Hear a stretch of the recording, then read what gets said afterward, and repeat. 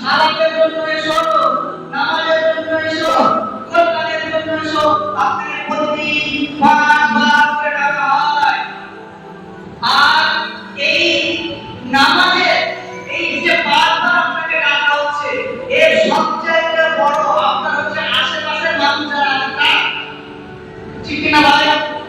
এই যে বারবার আপনাকে ডাকা হচ্ছে, নামাজের জন্য আসেন, নামাজের জন্য আসেন, কোরআনের জন্য আসেন, নামাজের জন্য আসেন, এর সবচেয়ে বেশি আপনার হচ্ছে কাছের মানুষ, যারা পাড়ার মানুষ, যারা মসজিদের পাশের মানুষ,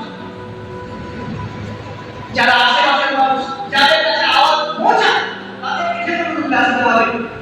আপনি বলেন যে আমি আসবো না, আমার আসার প্রয়োজন নেই, সেটা আপনার ব্যক্তিগত ব্যাপার, কিন্তু আপনার পরিণতি অত্যন্ত ভয়াবহ হবে। আপনার পরিণতি অত্যন্ত ভয়ঙ্কর হবে। কারণ আপনি হয় অহংকার বশত আসছেন না, না হলে অজ্ঞতা বশত আসছেন না, দুটোর মধ্যে একটা হবে। হয় অহংকার বশত আসছেন না, আর না হলে মূর্খতা বশত, অজ্ঞতা বশত আপনি আসছেন না। আপনার মধ্যে জাহিলিয়াত, মূর্খতা বাড়াতে হবে। তাহলে দুটোকেই দূর করতে হবে।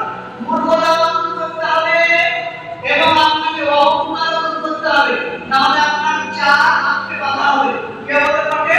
আপনার হাতকে বাঁধা হবে, আপনার পাকে বাঁধা হবে। তারপরে আপনাকে জাহান্নামে রাস্তা নিক্ষেপ করা হবে। কেন না?